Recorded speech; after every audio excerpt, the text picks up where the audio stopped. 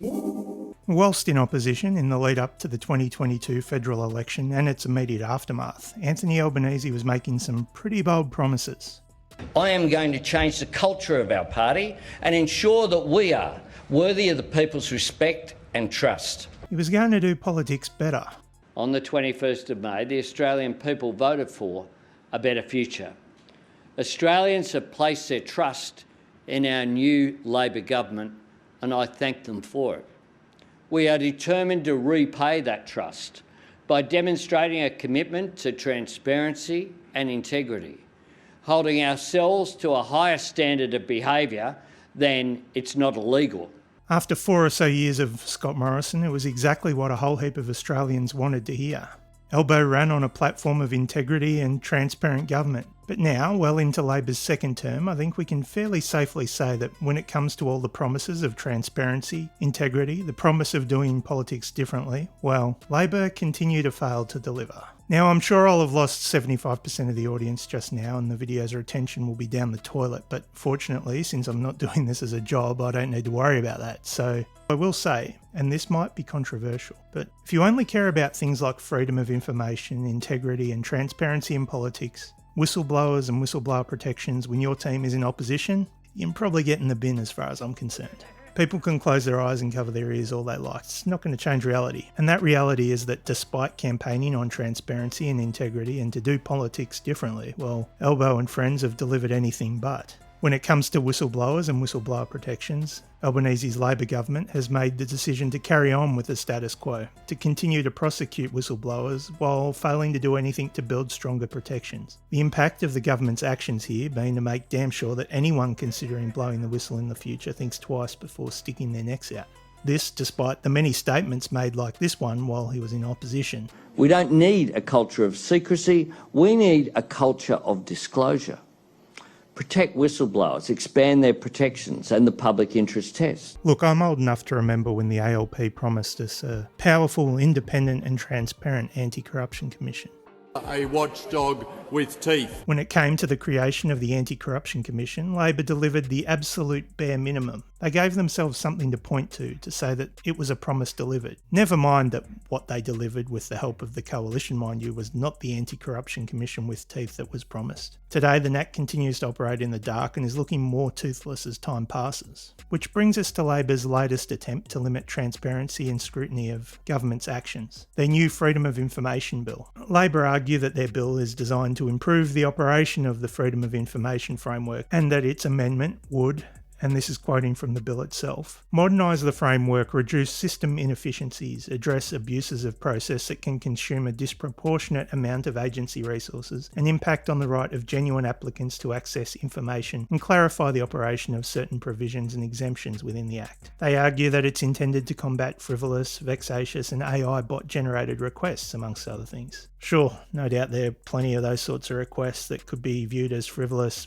vexatious or generated by AI, but let's be honest, it's 2025. There are ways they could be dealt with in a targeted way without reducing government's transparency, surely. So what are Labor pushing for? First, they're looking to reintroduce an FOI fee up to $50 per application. This basically rolls back a change Labor made in 2010 to remove FOI fees, which at the time was designed to increase government transparency. Reinstating fees adds a barrier to FOI requests. $50 per request may not sound like much, and it's probably not for major media outlets, but placing a fee on FOIs, It's garbage. fundamentally, I don't believe we should have to pay for access to government information. It's just not right. Minister promised transparency. I'm not frightened of scrutiny and transparency. Instead, Labor wants to charge you just to access government documents. This is the biggest attack on freedom of information in 15 years. And it's not an accident, because FOI requests have already exposed uncomfortable truths. Secrecy is not strength. It is the refuge of weak governments. Australians should never have to pay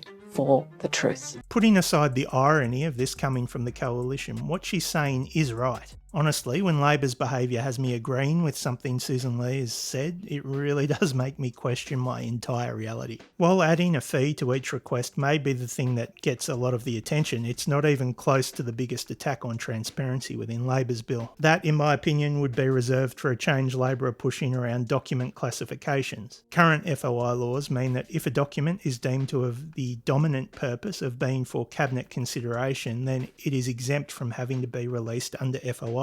Labor are attempting to amend this so that as long as it can be argued that the substantial purpose of the document was cabinet consideration, it can be exempted. Now, that does sound like a little bit of a word salad because it kind of is, but it is still important. It would mean that rather than just exempting documents that were prepared for the express purpose of going to cabinet, documents would also be eligible for exemption from being released under FOI if they were prepared and just may go to cabinet, or if they were prepared to brief ministers on issues that may be raised in cabinet. Anything that might be mentioned in cabinet, or even reports and attachments to potential cabinet submissions. This has the effect of widening the scope of the sort of material that can be exempt from a release under FOI, giving the government of the day more power to hide documents it might find politically inconvenient. This change really stands out because it goes much further than the existing rules allow. And the existing rules themselves have come under a lot of criticism for their abuse, being singled out in the Robo-Debt Royal Commission, for example. The Robo-Debt Royal Commission found that public servants were routinely abusing this FOI loophole that allowed them to block the release of any document that could be deemed confidential because they related to cabinet processes. The Royal Commission recommended the cabinet exemption be repealed altogether, but rather than closing this loophole, Labor's FOI bill will expand the loophole. What this bill will do is wrap a secrecy blanket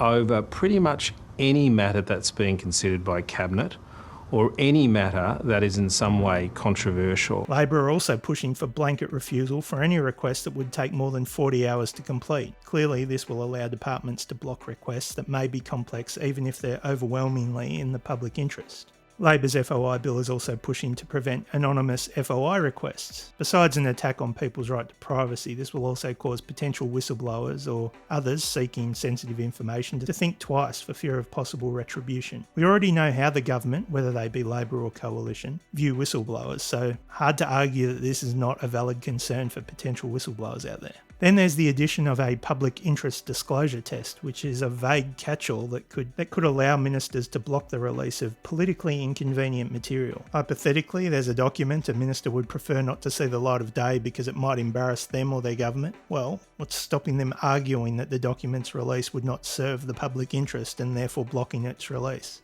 We don't need a culture of secrecy, we need a culture of disclosure. Reform freedom of information laws so they can't be flouted as they have been by this government. The current delays, obstacles, costs and exemptions make it easier for the government to hide information from the public than to actually give it out. That is just not right.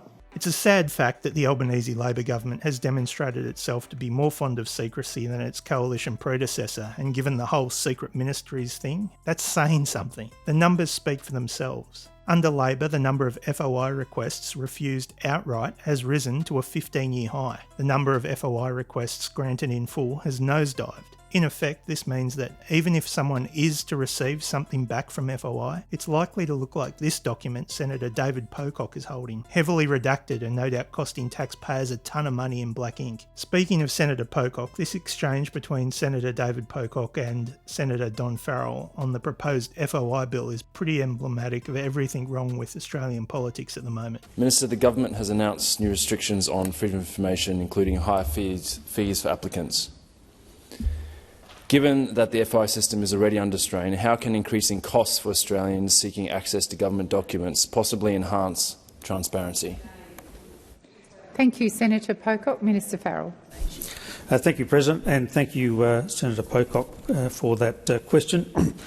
I'd make the observation that the government is not proposing to increase costs for people who are seeking access to their own information. That was part of the question. I'm simply answering the question, Senator Henderson. But the freedom of information is a vital feature of our democracy. Yes, you can laugh, Senator McKim. But it promotes accountability and transparency of government. It enables Australians to access their personal information and supports the media, important media here, in their role as part of the Fourth Estate. But right now, the FOI Act is flawed and not working well for anybody, and our laws need to be updated. This week, the Attorney-General will introduce important reforms into the Parliament to improve the FOI system, and it has three fundamental precepts, Senator Pocock. Anonymous FOI requests are no longer going to be permitted.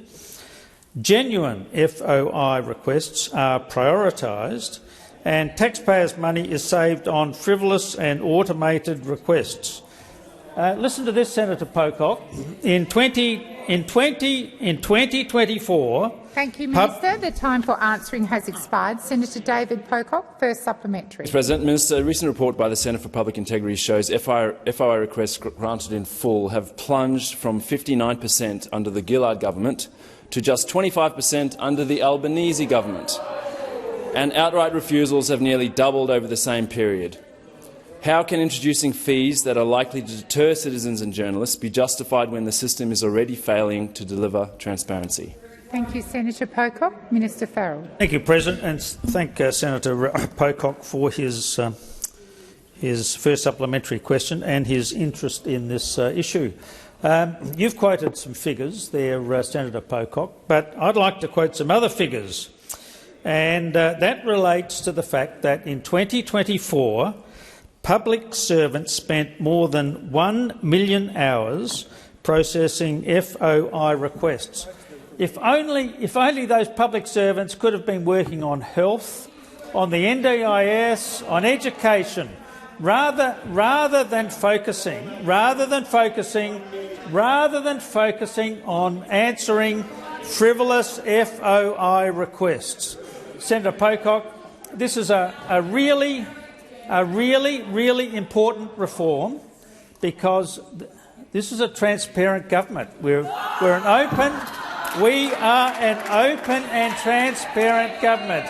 What you see is what you Minister get. Farrell, the time has expired. I'm waiting for order. Order. Senator Shoebridge, order. Across the chamber, I've called for order. I'm still waiting. So disrespectful towards me.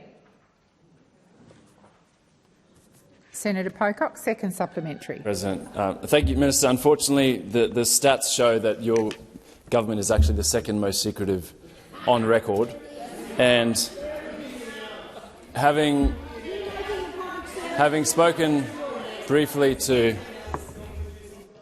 order on my right. Senator Pocock, please continue. Minister, having spoken briefly to the Julie and Lisa this morning from the other place, and from the what is happening on the crossbench, who is going to support this friendless bill that will crack down on transparency? Thank you, Senator Pocock. Minister Farrell. Thank you, President, and thank Senator Pocock. I remember when we had the electoral reform legislation coming up in the last parliament, and everybody said, "Look, that legislation is friendless," and yet it was one. It passed the parliament. I think, Senator Pocock, if you're seriously interested in transparency, and Senator McKim, just be quiet for a little bit while I'm talking, because you can learn something from this as well. If the crossbench and the Greens and the Coalition are serious about getting genuine transparency, you'll be on board for these reforms. You'll be on. No, We can establish that these reforms are really important for continued transparency and the operation of government. They are sensible. Thank you, Minister. The time reforms. for answering has expired. Senator Hanson.